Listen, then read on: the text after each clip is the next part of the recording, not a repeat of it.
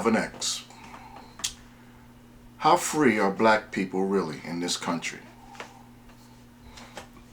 How free are we really?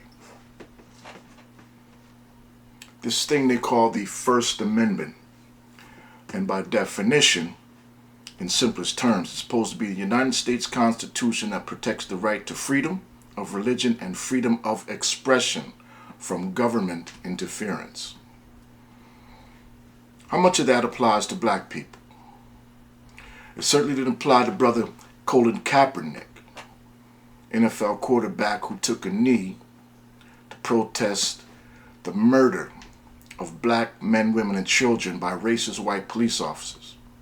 The NFL ended his career, and I remember Donald Trump speaking in favor of that. And he spoke in such a way, put the fear in other NFL players to stand with Colin Kaepernick. So again, I reiterate, how free are black people in this country when it comes to freedom of expression?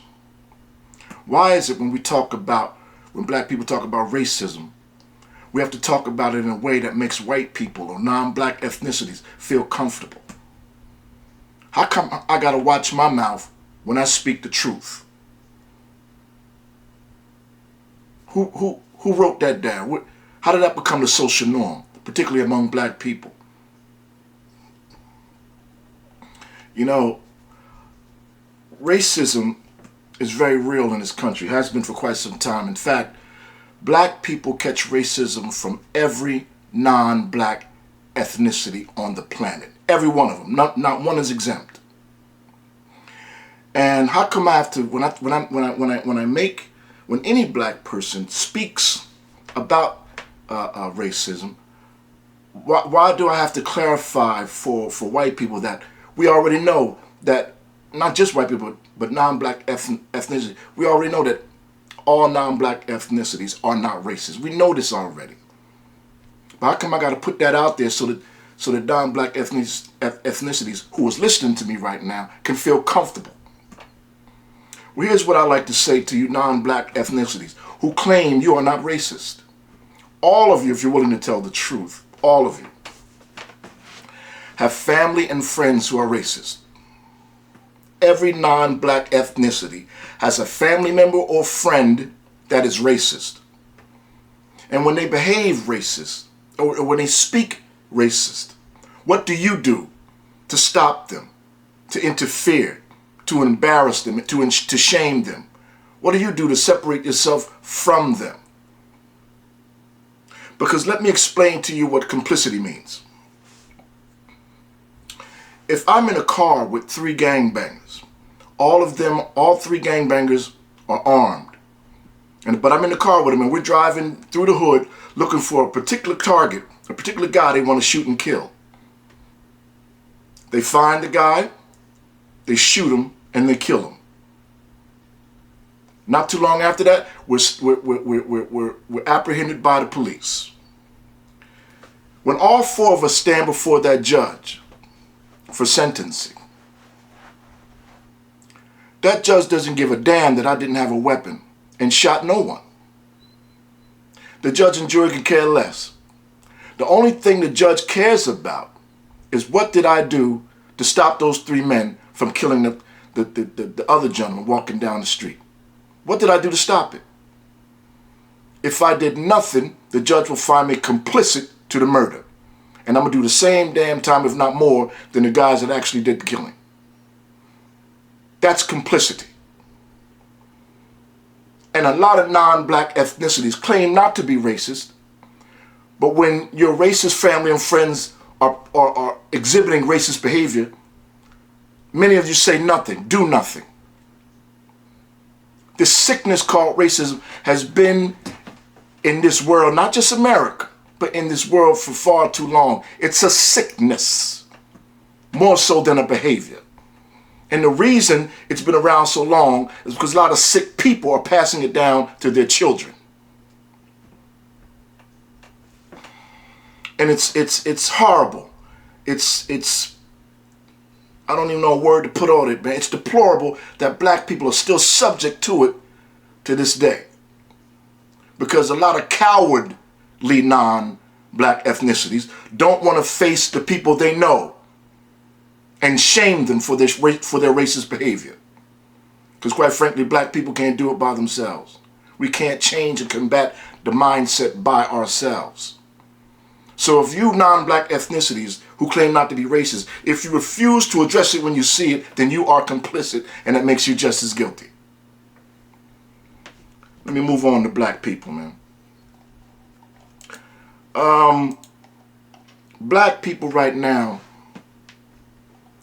are in a deplorable state of affairs, particularly in how they treat each other. Just the other day, over the weekend actually, I was in Philadelphia, PA. They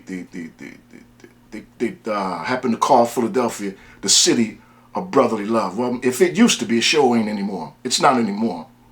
But anyway, I was at Fairmount Park, walking my dog, and I came up on a brother. We looked each other dead in the eyes. Nodded my hands. What's up, bro? How you? The joker looked me dead in my face, said nothing, and looked away. Looked away and said nothing. Now, is that the first time this happened? Is this a single incident? No. I've went through this plenty of times. In my town and outside of it, among brothers and sisters. There is no black love today. I would argue, because if a black man or woman hates themselves, it would be idiotic to expect them to exude love and respect to other black people.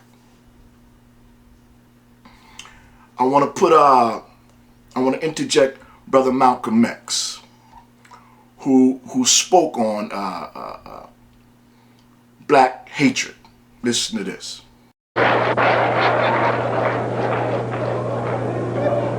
Who taught you, please, who taught you to hate the texture of your hair? Who taught you to hate the color of your skin to such extent that you bleach to get like the white man? Who taught you to hate the shape of your nose and the shape of your lips? Who taught you to hate yourself from the top of your head to the soles of your feet? Who taught you to hate your own kind? Who taught you to hate the race that you belong to? So much so that you don't want to be around each other. No, before you come asking Mr. Muhammad, does he teach hate, you should ask yourself, who taught you to hate being what God gave you? Okay. Brother Malcolm made that speech in 1964, some 61 years ago. We in 2025, and not a damn thing has changed in that perspective, in that regard. Now, back in 64, when X made that speech, black people may have had more of an urgency to stick together because of how they were treated at that time. The lynchings, the police sicking attack dogs on black people, police hosing black people down with high pressure water holes, black people having to sit at the back of the bus and give their seat up to white people if they were sitting in the front. Black people couldn't eat here, they couldn't live there, they couldn't work here. Yeah, at that time in America, and Jim Crow laws too. In that time in America, black people had a sense of urgency to stick together and watch each other's back. But since things got a little integrated, black people became one thing that is their detriment to this very day. It's called forgetful.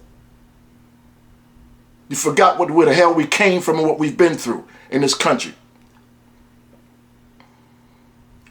Yes, black people catch racism from every non-black ethnicity, and yet black people don't have the common sense. The common sense. To hell with the decency. Just the common sense to stick together, watch each other's back, show love and respect, some type of warmth and cordiality when we see each other in the street. Black hatred is on such a rise, black folk don't even want to talk about it. They do what they do best. They sweep our wretchedness under the rug and pretend as if nothing's it's not real. Our wretchedness is not real. Nothing bad is happening. It's all good in the hood, which is nothing but bullshit. There's nothing good in the hood, not among our people. Not among our people. We have no black economic power. Not even in our own community. Every black person in America, if you walk out your front door to go to the corner bodega to get a loaf of bread, Hispanics own it. Middle Easterners own it. The Chinese got their own community, but they set up shop in our community and sell their food. We empower other non-black ethnicities with our financial resources. And yet we walk around here spitting in each other's face as if it's all good.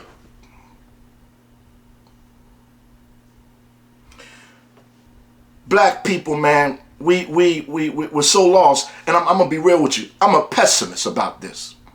I don't think it's going to get any better because the bullshit done went on too long. The slave mentality went unchecked too long. Now I've talked to a lot of brothers and sisters, and there's many on social media that don't share my own sentiment in terms of my pessimism. They believe, yeah, black people can get it together one day. Well, look, if we could have, shouldn't we have done it long ago? If black people had any serious intention to create any form of black unification on any level, would we not have done it by now? Look at the Black Lives Matter movement.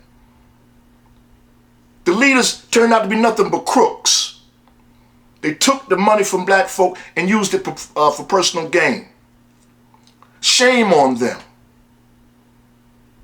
So you got people out here now want to use black unification as a hustle. As desperately as we need it, you got slave-minded black people using it to line their pockets. Look at the state of affairs we are in, brothers and sisters. Black men ain't standing up and fathering their children. Black women walking around here single mothers and proud of it like it's functional. And then on a social level, we don't have the decency and the common sense. Hello, brother, how you doing? Good evening, sister, how are you? We can't even do that. And we in 2025. After 500 plus years of dehumanization, right now in this fiscal year, we walk around here hating one another, hating how we look, begging for other non-black ethnicities approval and validation. I say it for you, there's not an ethnicity on this planet that hates black people more than they hate themselves and each other.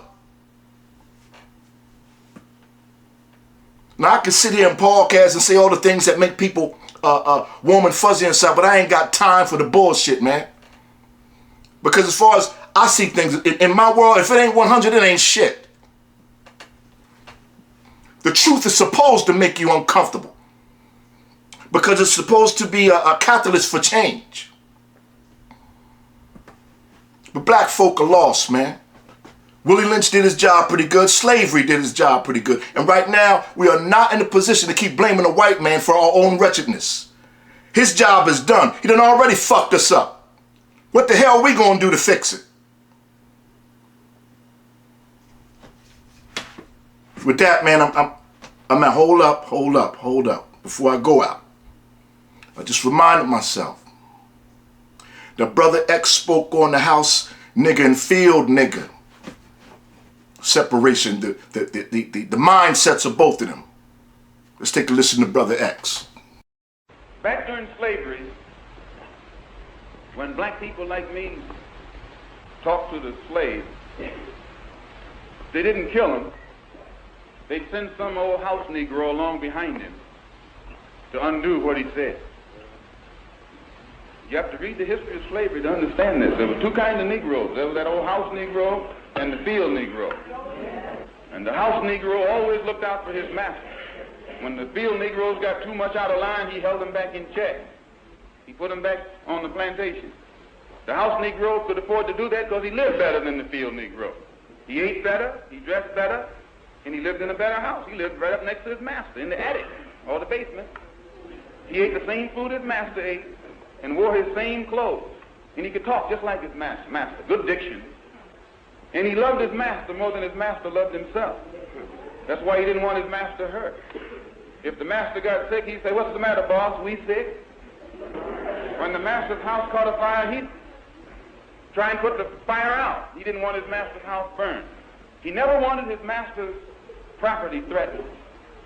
And he was more defensive of it than the master was. That was the house Negro. But then you had some field Negroes who lived in huts, had nothing to lose.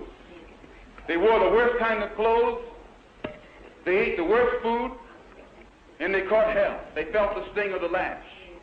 They hated their master. Oh, yes, they did. If the master got sick, they prayed that the master died. If the master's house caught a fire, they prayed for a strong wind to come along. This was the difference between the two. And today you still have house Negroes and field Negroes. Yeah. I'm a field Negro. Brother Malcolm was spot on. Spot on. That hatred, that self-hatred that has been deeply embedded in black people's psyche ever since slavery has never been checked, has never been dealt with, it has never even been acknowledged by the black populace. We show how much we hate ourselves every day, brothers and sisters. Look at our black women. Long, stringy hair, competing with the white woman, and if you say that to her, she's going to get pissed off. I don't know a black man that ever told a black woman to go get a BBL. I don't know any black men that have done that. And yet black women hate themselves so much, they'll sit on a table and let some fool inject their bodies with foreign matter or objects or put fat from one part of the body into their buttocks to look utterly ridiculous, quite frankly, because it doesn't match your legs. You're not fooling anyone.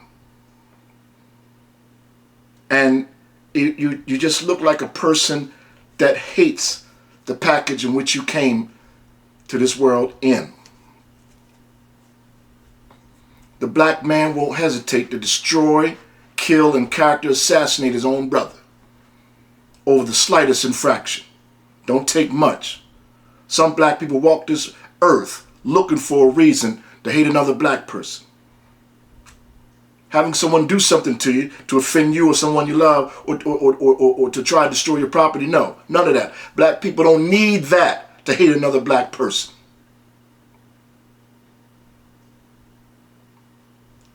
We hate ourselves, thus we can't love one another. And black folk don't want to talk about that. They don't want to have that conversation. So yes, the house and field nigga is live and well today. They walk among us. And they are not, the house nigga is not a friend to black people. Not a friend. And it's unfortunate that black people got a lot of racist white people and black skin in the tribe. And that's where we're at today. And it's been this way for so long, it fuels my pessimism in the sense that we ain't gonna never get it together. Never. And quite frankly, I've never wanted to be wrong so much in my life.